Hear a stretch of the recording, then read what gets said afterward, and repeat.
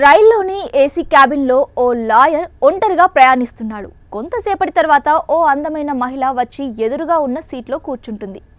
ఆ ప్రయాణికుడు ఆమెను చూసి ఖుషి అయ్యాడు. పనిలో పనిగా అప్పుడప్పుడు ఆమెను చూస్తూ ఉన్నాడు. సుదీర్ఘ ప్రయాణంలో అలాంటి కో ప్యాసింజర్ను ఎవరు ఇష్టపడరు. ఆమె అందమైతే చెప్పడానికి మాటల్లేవు. ఆ బ్యూటీ కూడా వకీల్ వైపు చూసి తీయగా ఓ నవ్వు నవ్వింది. అంతే, ఒక్క నిమిషం ఆ వకీల్ గుండె ఆగిపోయినంత పనైంది. అంతేకాదు, మరో షాక్ ఇచ్చిందా భామ.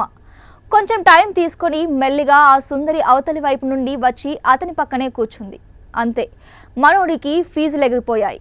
ఆ అందాల రాసి తన ముఖాన్ని అతని చెవి దగ్గరకు పోనిచ్చి మెల్లిగా చెప్పింది, నీ పర్సు, మొబైల్, డబ్బు నీ దగ్గర ఇంకా ఏమైనా ఉంటే మెల్లగా ఇచ్చేయి, లేకపోతే గట్టిగా అరుస్తా.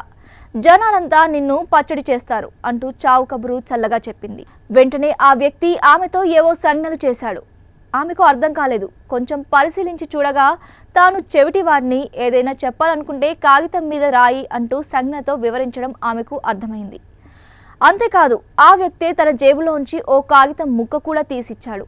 ఆ అందమైన మహిళ కూడా ఇంకే తన పని ఈజీ అయిపోయిందనుకుంటూ చెవిలో చెప్పిన వాటిని ఆ కాగితంపై రాసిచ్చింది. అంతే, ఆ ఎదుటి వ్యక్తిలోని లాయర్ బయటికొచ్చాడు. ఆ పేపర్ను తీసుకుని జేబులో పెట్టుకుంటూ ఓ రకమైన నవ్వు నవ్వాడు. ఇప్పుడు నువ్వు పోలీసులకు ఫోన్ చేస్తావా లేదా నన్ను చేయమంటావా అంటూ అడిగాడు. ఇప్పుడు ఫేజులు ఎగిరిపోవడం ఆ సుందరి వంతైంది. లాయర్లకు ఏదైనా కూడా రాతపూర్వక ఆధారాలు కలిగి ఉండడం చాలా ముఖ్యం. ఆ పని చేశాడా స్మార్ట్ లాయర్.